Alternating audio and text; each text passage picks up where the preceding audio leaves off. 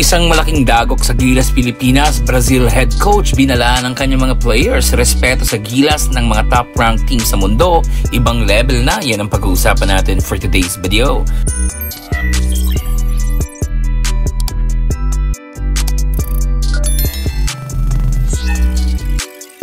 Ang hinihintay ng karamihan, semis match-up, Gilas Pilipinas versus Brazil, mamayang 8:30 PM. At mukhang short-handed na naman ang Gilas mamaya dahil sa injury ni Kai Sotto. Though walang kahit anong bali or major issue sa kanyang rib, ay nakakaramdam pa rin si Kai ng major discomfort sa kanyang tagiliran, lalong-lalo na kapag gumagalaw siya. Kahapon ay sinubukan itong mag-practice with the team, pero kitang-kita na limited talaga ang kanyang movements. Ayon kay Kaijo ay sana magkaroon ng milagro na paggising niya ay wala na yung sakit. Palaban itong bata natin at for sure pipilitin itong maglaro mamaya in a limited minutes lamang. Every time na i-activate yung core ko parang magka-cramps na, so mahirap kahit sa pagtulog di ako makatulog sa side na ito, nagigising ako, pero ayun, mahirap, mataas 1 to 10 mataas. Pwede na akong hindi mag-practice pero gusto ko talaga i-try kung makakaya ko so yun, hopefully nga magka-miracle na 100% na lang ako bukas pagising ko. So yun, pray tayo.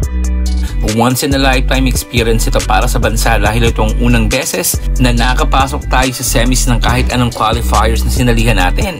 Kung magagawa ng Gilas na pataubin ng Brazil, ay papasok tayo sa finals at most likely Latvia rin ang makakaharap natin doon. At pag nangyari yun, ay mas magiging malaki ang chance natin na makapasok sa Olympics.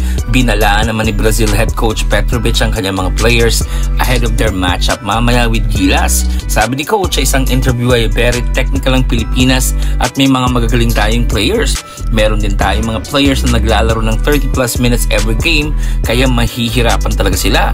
Yung ganitong respeto mula sa rank 12 na bansa ay ibang level na. Dati kasi pag sumasali tayo sa mga ganitong tournaments ay usually lagi agad tayong nalalaglag. Simula nang tinalo ng Gilas ang home team na Latvia ay mas dumami na ang nagbibigay ng atensyon sa Pilipinas at yung respeto sa atin ng ibang mga international teams ay pataas lang pataas.